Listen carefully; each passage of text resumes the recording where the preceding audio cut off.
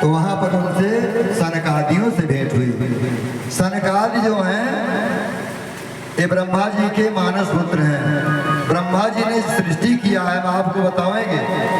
जो ब्रह्मा जी ने सृष्टि किया है, उनकी सृष्टि में सर्वप्रथम उन्होंने अपने मन से 4 पुत्रों को पैदा किया। सनक, सनंदन, सनातन, सनत कुमार, 4 भाई।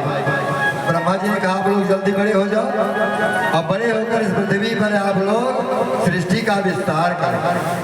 सनकादियों ने कहा बड़े होकर हमको सृष्टि का विस्तार करना पड़ेगा। ब्रह्मा जी ने कहा हाँ, आपको शादी विवाह कर लो, सृष्टि पर आओ। सनकादियों ने कहा हम इस चक्कर में नहीं पड़ेंगे, हम लोग इस चक्कर में नहीं पड़ेंगे शादी विवाह के, हम तो भगवान का जप करेंगे। तो हरि शरणम का जप करते हैं, काल का कोई असर उनके ऊपर पड़ता ही नहीं है और हमेशा 5 वर्ष के बच्चों के समान घूमते हैं। आए हुए सबसे ज्यादा पूर्वजों के पूर्वज हैं। ऐसे सनकाद ऋषि की भेंट नारद जी से हुई। सनकादियों ने नारद जी को देखा, बहुत दुखी उदास चेहरा गिरा हुआ। तो सनकादियों ने नारद से पूछा, नारद जी क्यथम ब्रह्मण दीन मुख कुतश्चिन्तातुरो भवान त्वरितं गम्यते पुत्र कुतस्थागमनम तव। नारद जी आपका मुख बहुत लटका हुआ है, बहुत दुखी है। आप तो हमेशा सुखी रहते हो, प्रसन्न रहते हो, आप कभी दुखी रहते नहीं हो। अपनी वीणा पर भगवान के नाम का कीर्तन करते हो, तीनों लोकों में आप भ्रमण करते हो।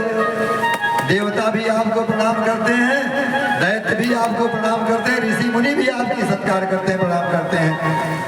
तीनों लोकों में आपका आना जाना है, फिर आप दुखी क्यों हो? आपने अपने लिए एक झोपड़ी तक नहीं बनाई, एक कुटिया भी नहीं बनाई, घूमा करते हो तीनों लोक में, भगवान का भी दर्शन करते हो, फिर आप इतने चिंतित क्यों हो?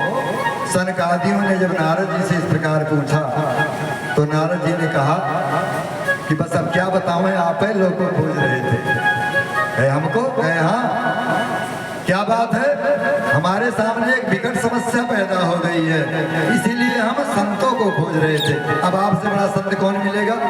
आप मिल गए हो, तुम्हारा दुख दूर करो। सनकादियों ने कहा आपका क्या दुख है, आप क्यों दुखी हो? तो नारद जी ने अपने दुख का कारण सनकादियों को बताया। नारद जी ने कहा कि भैया हम तो वैकुंठ से पृथ्वी पर आए कि चल रहे हैं, पृथ्वी पर घूमेंगे, कुछ सत्संग सुनने को मिलेगा, कुछ कथा प्रवचन सुनेंगे, कहीं कुछ भक्ति भाव देखने को मिलेगा, भगवान की कथा सुनेंगे। लेकिन पृथ्वी पर आए तो यहाँ क्या देखते हैं? यहाँ पर तो कलयुग के प्रभाव से पूरी पृथ्वी पर घोर अत्याचार है, आडंबर है। अब साधु संत रह ही नहीं गए कलिकाल में। अच्छा जो बड़े बड़े संत हैं, जिनके पास बहुत बड़ा बड़ा आश्रम है, बंगला है, बढ़िया एसी कूलर लगा हुआ है, सारी व्यवस्था है, उन्हीं का सम्मान है। और छोटे मोटे जो भगत भजन करने वाले संत हैं, उनको कोई पूछने वाला नहीं, वो तो दुखी हैं, दुनिया में भटक रहे हैं। घूमते घूमते मैं गया तो संतों के आश्रम में गया, सोचा यहाँ हमको कुछ सुख मिलेगा। तो क्या देखते हैं, लिखा है, बोर्ड लगा ब्रह्मचारी जी का आश्रम। अब अंदर गए तो ब्रह्मचारी जी के 4 पत्नी और 16 लड़के। ये कैसे ब्रह्मचारी भाई, कहने के ब्रह्मचारी।